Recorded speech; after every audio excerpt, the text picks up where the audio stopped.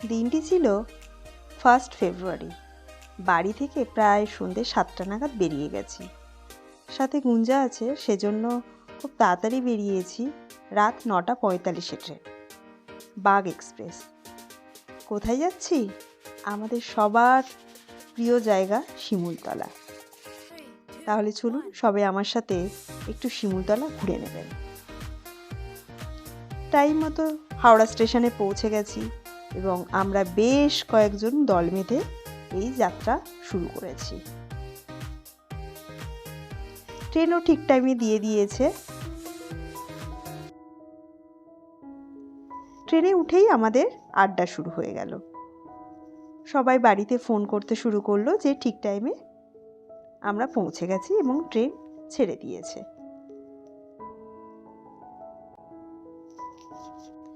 আমরা ঝাঁঝা স্টেশনে ভোর 4:10 ঠিক নেমে গেছি। 4:10 মানে আমাদের সবার কাছে মধ্যরাত্র। তো যাই হোক, সবাই কিন্তু খুব এন্থু নিয়ে আমাদের যাত্রা শুরু করলাম। সকালবেলা ট্রেন থেকে নেমে আমাদের একটু চায়ের বিরতি ছিল, কারণ সবার ঘুম তো ছাড়ছে না। তো যাই হোক, আমরা একটু সবাই চা পান করে নিলাম। সকাল সকাল আমরা রিসর্টে পৌঁছে গেছি এবং এখানে খুব সকালে আমাদের প্রায় সবকটা রুমই দিয়ে দিয়েছিল, 11টা রুম। তারপর একটু ব্রেকফাস্টে টেবিলে সবাই চলে এলাম ফ্রেশ হয়ে। আমাদের তো আড্ডা শেষ হয় না, মোটামুটি বসে সব আড্ডা দিতে শুরু করলো, কারণ ব্রেকফাস্টের জন্য ওয়েট করছে সবাই।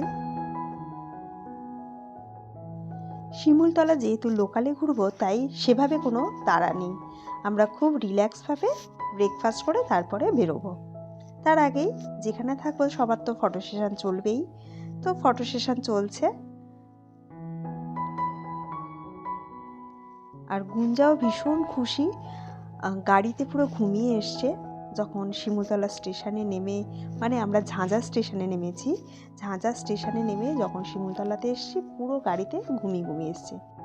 শিমুলতলা রিসর্টটা এতটাই বড় যে গুঞ্জা ভীষণ খুশি, চারিদিকে ঘুরে ঘুরে বেড়াচ্ছে। এবারে চলুন দেখি রিসর্টের যে ডাইনিং হলটা আছে কেমন। বেশ সুন্দর পেন্টিং করা আছে এবং খুব বড়, বিশাল বড় ডাইনিং স্পেসটা এতে।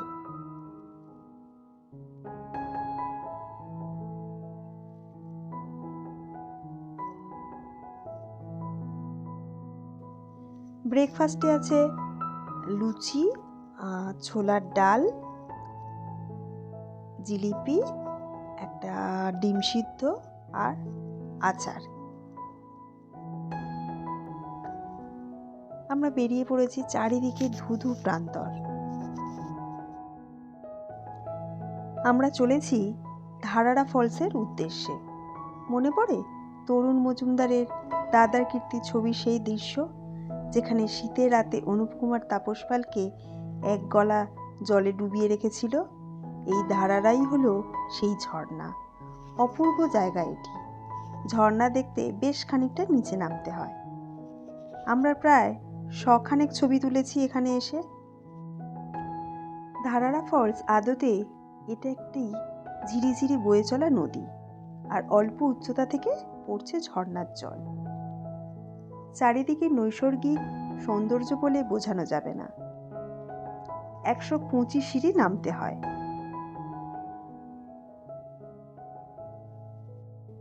ওখানে কত সময় যে কেটে গেল বোঝা গেল না। আমরা বেশ কিছুক্ষণ ছবি ভিডিও করে সময় কাটিয়ে দিলাম।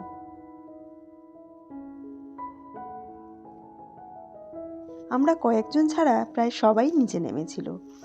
আমি নামতে যাচ্ছিলাম, কিন্তু ড্রাইভার দাদা বললেন বাচ্চা নিয়ে নিচে নামবেন না, তাই আর নিচে নামলাম না।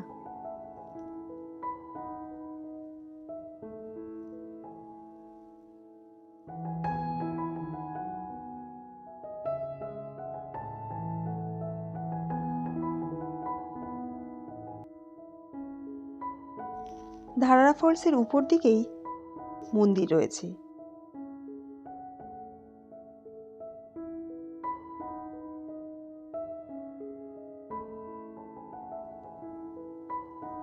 এখানে প্রায় সব মন্দিরগুলিতে দরজা বন্ধ করা রয়েছে। আর সামনেই রয়েছে একটা শিবলিঙ্গ। আমরা এখানে বসেই সময় কাটিয়েছিলাম।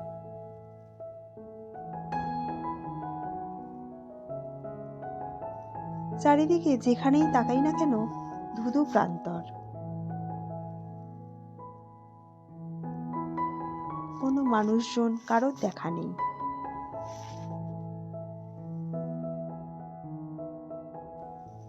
হনুমানজির মন্দিরটি দেখলাম দরজাটা খোলা আছে। এই গাছের তলায় বসে বেশ খানিকক্ষণ আমরা আড্ডা দিয়ে নিলাম, কারণ এবারে আমরা হোটেলে যাব দুপুরের লাঞ্চের জন্য। লাঞ্চ করে আবার বিকেলের দিকে বেরোবো, তাই কোনো তাড়া নেই। সেজন্য আমরা সবাই বসে বেশ আড্ডা দিচ্ছিলাম। বড় কথা, খুব আনন্দ করছি।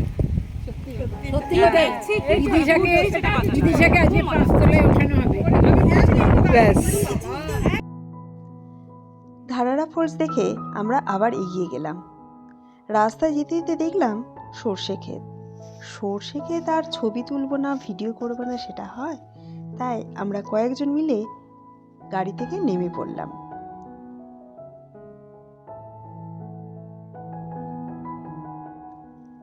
দূরে দেখা যাচ্ছে নদীর চর, চারিদিকে সবুজ আর সবুজ।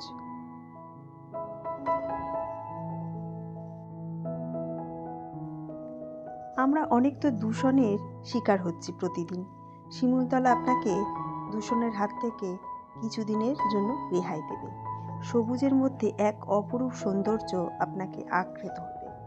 সর্বত্র সবুজ আর সবুজের মেলা বসে গেছে। মনে হবে এই প্রকৃতির মধ্যে হারিয়ে যাই। আপনার প্রকৃতির প্রতি আরো ভালোবাসা বাড়িয়ে দেবে।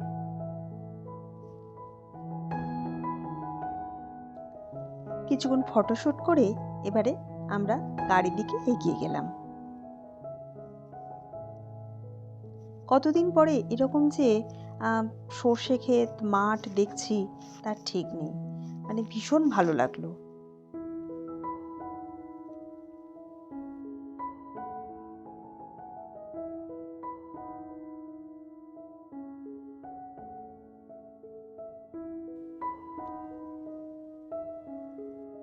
দাদার কীর্তি ভালোবাসা ভালোবাসা ছবিতে অসংখ্য পুরনো বাঙালি বাবুদের কোঠিবাড়ি দেখানো হয়েছে। আরও দেখানো হয়েছে একটি রাজবাড়ি, সেটাই শিমুলতলা রাজবাড়ি। এই রাজবাড়ি পাটনা লজ নামেও পরিচিত। দূর থেকে একটি প্রাসাদ দেখা যাচ্ছিল। তার রূপ চেহারা কোনো ভুতুড়ে সিনেমার গল্পের থেকে কিছু কম নয়। গাড়ি থামলো রাজবাড়ির একদমই সামনে। গাড়ি থেকে নেমে তাকিয়েই দেখতে লাগলাম বাড়িখানা। এই রাজবাড়িটি অধুনা বাংলাদেশের যশোরের নলডাঙ্গা রাজা প্রমোদভূষণ দেবরায়ের বাড়ি। যদিও তার রাজত্ব শিমুলতলায় ছিল না। প্রায় 150 বছরের পুরনো এই রাজবাড়ির ইতিহাসের স্বাধীনতা আন্দোলনের বহু ঘটনার সাক্ষী। এই বাড়িতে আসা যাওয়া ছিল মতিলাল নেহেরুর। বিপ্লবীদের সাথে করতেন মিটিং। এই বাড়িতে বসেই ঠিক হতো আন্দোলনের রূপরেখা। সেকালে রাজবাড়ির জৌলস কোথায় হারিয়ে গেছে। রাজা রানী দাস দাসী কাজের লোকের ব্যস্ত মুখর দিনগুলো আজ কেবল গল্প। সেই এক যে ছিল রাজাদের গল্প। রাজবাড়িটি ফাঁকা জায়গায় আছে বলে বেশ বড় মনে হলেও এটা খুব বড় নয়। ভিতরে সিঁড়ি বেয়ে ওপরে ওঠা যায়, কিন্তু ইমারত বড় দুর্বল। সিঁড়ি ভেঙে পড়তে বসেছে। দরজা জানালা একটা কিচ্ছু নেই, সবই চোরেরা নিয়ে পালিয়েছে। পড়ে আছে শুধু চুনসুরকির ইট কিংবা পাথরগুলো। সামনে সিঁড়ি বেয়ে উঠে দেখি নাজমহল ভেঙে ধ্বংস হয়ে গেছে। বাড়িটার প্লাস্টার এখনো অবশিষ্ট রয়েছে। তবে সেকালের প্লাস্টার খসে বেরিয়ে এসেছে কঙ্কাল। ইট দেখা যাচ্ছে বহু জায়গায়। ভূতের আনাগোনা আছে কিনা জানি না, তবে গা কেমন ছমছম করে উঠছে বারবার। দিনের বেলাতেও একটা ভুতুড়ে গন্ধ সারা বাড়িতে ঘুরে বেড়াচ্ছে যেন। রাজবাড়ির চারিদিকে ছোট ছোট টিলা, সামনের দিকে লাট্টু পাহাড়। লাট্টু পাহাড় থেকে এই রাজবাড়ি দারুণ লাগে দেখতে। বেশ কিছুক্ষণ এই রাজবাড়ির কাছে কাটিয়ে আমরা একটু এগিয়ে গেলাম। দূরে দেখা যাচ্ছে একটি জলাশয়।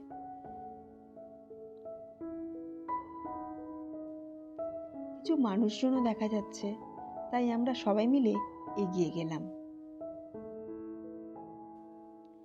দূর থেকে জলাশয়ের নীল জল আমাকে চুম্বকের মতো আকর্ষণ করছিল। ধুধু ফাঁকা প্রায় মরুভূমির মতো জায়গায় যেন মরীচিকা কিংবা মরুদ্যানের মতো লাগছিল।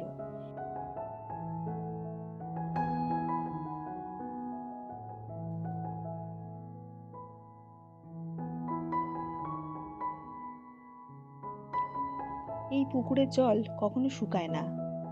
আসিতে আসিও না সিনেমার সেই অলৌকিক পুকুরের কথা আমরা অনেকেই জানি। সেই পুকুরে ডুব দিলে যৌবন ফিরে পাওয়া যেত। এটা সেই পুকুর, অর্থাৎ এখানেই সেই শুটিং হয়েছিল। এই জলাশয়ের কাছে কিছুক্ষণ সময় কাটালাম, ভিডিও, ছবি এসব তুলে তারপরে আবার লাট্টু পাহাড়ের দিকে এগিয়ে গেলাম। লাট্টু পাহাড় থেকে ওই রাজবাড়িটি দেখা যাচ্ছে, বেশ সুন্দর লাগছে। দূর থেকে লাট্টু পাহাড়টাকে বেশ সুন্দর লাগছিল। উল্টানো লাট্টুর মতো বলেই হয়তো এরকম নাম লাট্টু পাহাড়। আসলে এটা পাহাড় নয়, এটা একটা টিলা। বেশ কিছুজন সিঁড়ি ভেঙে লাট্টু পাহাড়ের মাথায় উঠে গেছে, আর কিছুজন নিজেদের মনে আনন্দে নাচ গান করে বেড়াচ্ছে। এই পাহাড়ে উঠতে বিশেষ অসুবিধা হওয়ার কথা নয়, কারণ কংক্রিটের কতগুলি ধাপ করা আছে। প্রায় 275টা স্টেপ ফেললেই ওঠা যাবে। উপরে আছে একটি মন্দির, তবে মন্দিরে কোনো বিগ্রহ নেই। মন্দিরের পেছনে আছে বলি দেওয়ার হাড়কাঠ। সেখানে ছাগ বলি হয় বলেই জানলাম। লাট্টু পাহাড় থেকে 360 ডিগ্রি ভিউ পাওয়া যায়।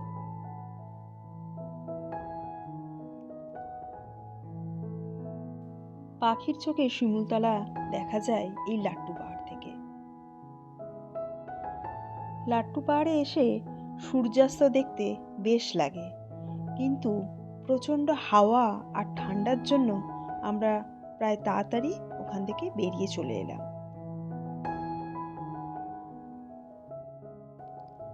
এরপর এলাম আমরা রামকৃষ্ণ মিশনে।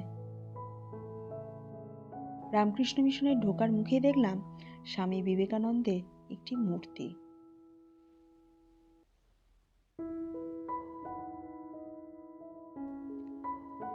আর পাশেই রয়েছে একটি বড় কুয়ো।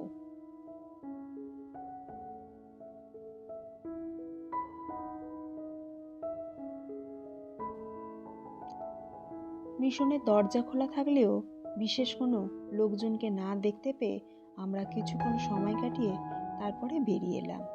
তার আগে যেহেতু মিশনের ভিতরে প্রচুর গাছ রয়েছে, কুল গাছ দেখে সবাই তো খুব লাফালাফি করছে এবং কুল পেড়ে খেয়েও এসেছে।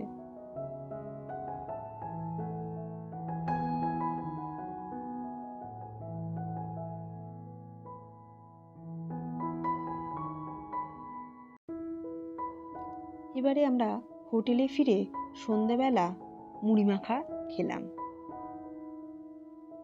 বেড়াতে গেলে আমাদের এটা একটা স্পেশাল মেনু বলতে পারেন। হোটেল থেকে আমাদেরকে চা পকোড়া দিয়েছিল, তার সাথে আমরা একটু মশলা মুড়ি টাইপের বানিয়ে নিয়েছিলাম।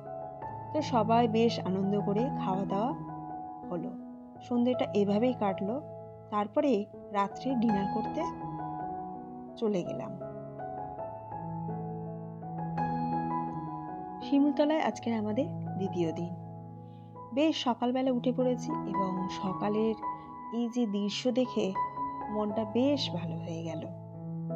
অপূর্ব দৃশ্য, কুয়াশা মাখা একটি সকাল।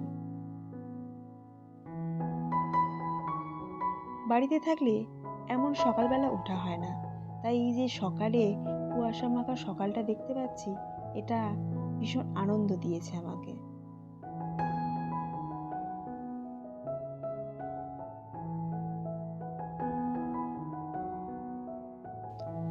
সকালে উঠে ফ্রেশ হয়ে আমরা ব্রেকফাস্ট টেবিলে চলে এলাম। আজকের আমাদের আলু পরোটা। আলু পরোটার ব্রেকফাস্টে পেয়ে সবাই ভীষণ খুশি। রিসর্টটি বেশ বড় এবং সুন্দর, চারিদিকে আম গাছে ভরা এবং সুইমিং পুল আছে। টুকটুক করে রিসর্টের চারদিকটা ভালো করে ঘুরে নিলাম।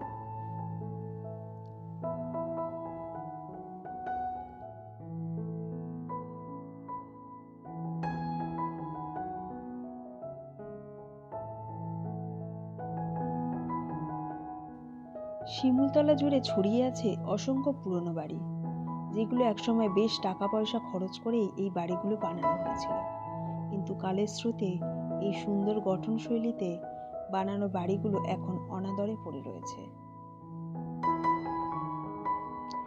এইসব বাড়ির মধ্যে একটি বাড়ি ছিল সেন বাড়ি। আমাদেরই এক পরিচিত দিদির এটি বাড়ি। আমরা সবাই মিলে ওই বাড়িতে গেলাম, কারণ দিদিও সেই টাইমে এই বাড়িতে এসেছে। সেই পুরনো বাড়ি একটা অন্যরকমের ফিলিংস হচ্ছিল। যারা দাদার কীর্তি সিনেমাটা দেখেছেন, এমন কেউ নেই যে দেখেননি, তো এই বাড়িটা দেখে নিশ্চয়ই দাদার কীর্তি সেই সিনেমার দৃশ্যগুলো মনে পড়বে। এখানেই শুটিং হয়েছিল দাদার কীর্তি। পুরো বাড়িটা জুড়ে প্রচুর গাছ ভর্তি। আমরা তো কুল গাছ আছে, কুল টুল পারলাম এবং কয়েকজন আছে সঙ্গে নিয়েও নিয়েছে। বেল গাছ থেকে বেল পড়েছিল, সেটাও এক দিদির সঙ্গে নিয়ে নিয়েছে। তো এই দিদির এখানে এসে বেশ কিছুক্ষণ সময় কাটালাম। দিদিরা এখানে আছেন, আমরা তো একটা হোটেলে উঠেছি, আর দিদির যেহেতু এখানে বাড়ি, সেজন্য দিদির সাথে কয়েকজন এসেছেন, তারা এখানেই রয়েছেন।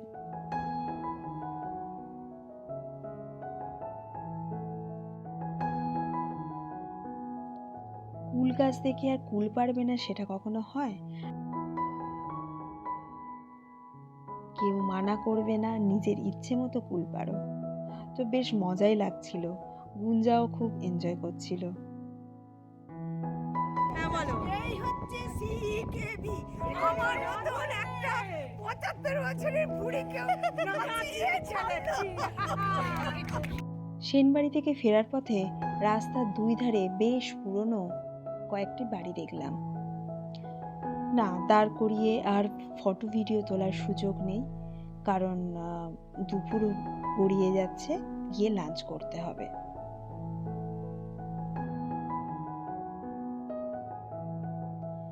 রাস্তার দুধারে এরকম বাড়ি দেখে বেশ অন্যরকম লাগছিল। কোনো মানুষজন কিন্তু দেখতে পেলাম না। হ্যাঁ, কোনো কোনো বাড়িতে কেয়ারটেকার রয়েছে। এর মধ্যে কিছু কিছু বাড়ি ভাড়া দেয়া হয়, সেখানে নিজেরা রান্না করেও খেতে পারে।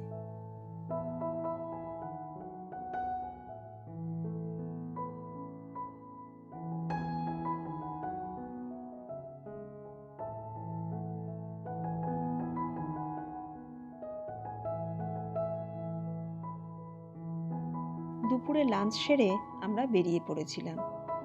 দেখলাম সামনে শিমুলতলা স্টেশনের কাছে একটি ফল দোকান। তো যেহেতু আমাদের আগামীকাল মানে 4th ফেব্রুয়ারিতে সকালবেলা ট্রেন, তাই ব্রেকফাস্ট তো কেউ বানিয়ে নিতে পারবে না। তো ব্রেকফাস্টের জন্য আমরা কিছু ফল আর ব্রেড নিয়ে নিয়েছিলাম। ফল দোকানের পাশে দেখলাম একটি আয়রনটা দেখে বেশ অন্যরকম লাগলো। বাঁ দিকের যে একটা গোল মতো আছে ওখানে আগুন দেওয়া রয়েছে, আর ধোঁয়াটা এই সামনের দিক থেকে বেরোচ্ছে। এটা দেখে আমার বেশ ভালো লাগলো, সেজন্য আপনাদের সাথে শেয়ার করলাম। এই ধরনের আয়রন আমি এই ফার্স্ট টাইম দেখলাম।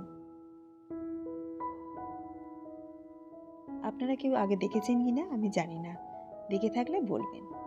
এরপর আমরা ঢুকলাম শিমুলতলা স্টেশনে। শিমুলতলা স্টেশনটা বেশ বড় এবং নতুনভাবে সাজানো গোছানো হচ্ছে।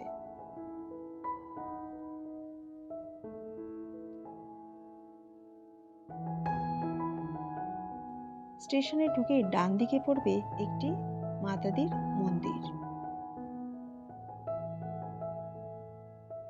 নতুন করে যেহেতু স্টেশনটি হচ্ছে সেজন্য ঝাঁ চকচকে।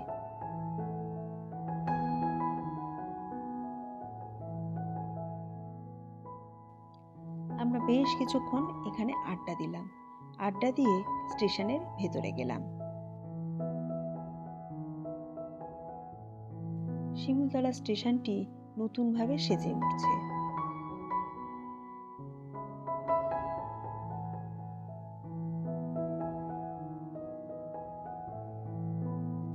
চারিদিকে স্টেশনের কাজ চলছে।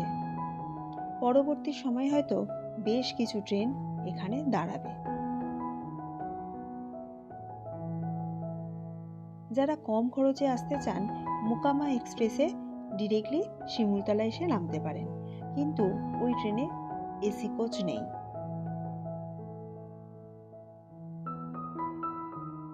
স্টেশন চত্বরের ভিতরেই মাতাদির মন্দির। মন্দিরের ভেতরে মায়ের কোনো মূর্তি নেই, জাস্ট একটি পেন্টিং রয়েছে, আর মন্দিরের ওপর দিকটা মায়ের মূর্তি রয়েছে। এবারে বলি এখানকার মিষ্টির কথা নিয়ে। এই শিমুলতলার মিষ্টি এক কথায় অপূর্ব। এর মধ্যে আছে ছানার মুরগি, যেটা এই জায়গার নিজস্বতার দাবি রাখে। এছাড়া আছে পান্তুয়া বা গোলাপজামুন, রসগোল্লা, ল্যাংচা ইত্যাদি, যেগুলো নির্ভেজাল ছানার তৈরি আর স্বাদও মুখে লেগে থাকে। এর মধ্যে গুপ্তা সুইটসের নাম ডাক বেশি। আমরা গুপ্তা সুইটসে এলাম, এখান থেকে রসগোল্লা নিলাম আর প্যাঁড়াও নিলাম, আর ছানার মুরগি রেডি হচ্ছে। গুপ্তা সুইটস খুব নামকরা। এখানে আমাদের দুই দিদি ওয়েট করছে, এই ছানার মুরগি হলেই তারা টাটকা টাটকা নিয়ে যাবে।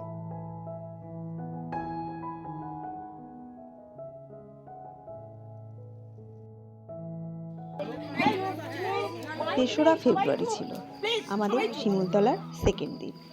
শুভ সন্ধ্যা। আমাদের বিবাহ বার্ষিকী, তাই আমাদের সব দিদিরা মিলে একটা ছোট্ট আয়োজন করেছে। আচ্ছা, আমরা কিন্তু এমন একটা জায়গায় এসেছি, ইচ্ছা থাকলেও সবকিছু আমরা জোগাড় করতে পারিনি, কিন্তু তা বলে কিন্তু সব সেটা বন্ধ হবে না। আমরা মার্কেটে সব জায়গায় ঘুরেছি, আমাদের বন্ধু অনুরাধা সাহাকে আমরা আজ দুদিন ধরে তাকে উত্তপ্ত করে ঘোরাচ্ছি, কিন্তু আমরা জোগাড় করতে পারিনি। কিন্তু আমরা সেখানে থেমে যাব না। আমি একটা কথা বলতে চাই, আমি 5 কিলোমিটার মধ্যে দৌড়ে গেছি কালকে। অনুরাধা মার্কেট দেখেছে, পাইনি। আজকে ওদের বলা হয়েছে ওরাও 5 কিলোমিটার গিয়ে পাইনি, আমরাও সামনের মার্কেটে গিয়েছিলাম, পাইনি। কিন্তু তাহলে আমরা থেমে যাব না। আমরা সেই জিনিসের কোনো ব্যাপারেই দমে থাকতে পছন্দ করি না। আমরা যেখানে যেরকম সেরকম পরিস্থিতি মানিয়ে নিতে চাই, এবং সেই জন্য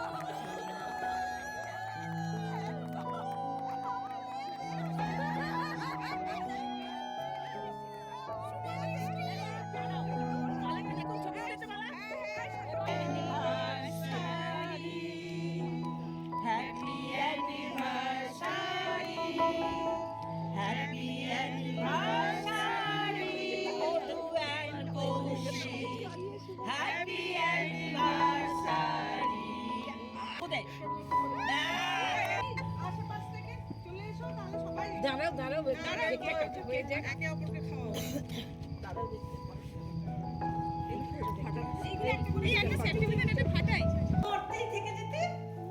ঠিক আছে, এসো, সাবধানে থেকো। যাই বলতে নেই, আসি।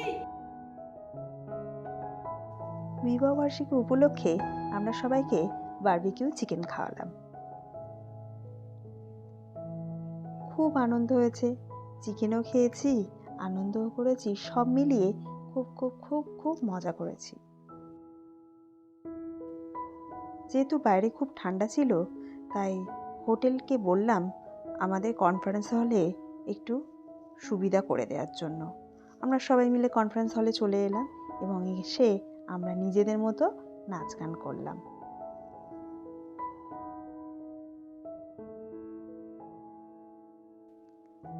রাতে ডিনার করতে সবাই চলে এলাম। রাতেও ছিল চিকেন। আমরা ডিনারে মোটামুটি তাড়াতাড়ি করে যে যার রুমে চলে গেলাম, কারণ আগামীকাল সকালবেলা আমাদের সকাল 9টার সময় ট্রেন রয়েছে ঝাঁঝা স্টেশন থেকে। আমাদের শিমুলতলার ট্রিপ শেষ। আমরা এখন আমাদের তো ফেরার আড্ডার পথে। শেষ নেই, তাই সকাল ট্রেনে 9টা বসেও ট্রেন আড্ডা চলতে গুরুমুখী লাগলো। এক্সপ্রেস। সবাই মোটামুটি সুন্দর সিট পেয়েছি। খুব এনজয় করেছি, খুব মানে এত হেসেছি, হা হা হা করে নয়, মানে নিজেরই অবাক লাগছে যে আমি এত হাসতে পারি। ও মা! আর আমাদের কালকে প্রোগ্রামটা খুব ভালো হয়েছে। আমাদের শিমুলতলা ট্রিপটা আপনাদের সবার সাথে শেয়ার করলাম। যদি ভালো লেগে থাকে একটা ছোট্ট লাইক করবেন আর সবার সাথে শেয়ার করবেন। আশা করি ভালো লাগবে। সবাই সাথে থাকবেন। আবার দেখা হবে নেক্সট কোনো ব্লগে। সবাই ভালো থাকবেন, সুস্থ থাকবেন আর আনন্দে থাকবেন। আজকের মতো এখানেই ব্লগটা শেষ করলাম। টাটা।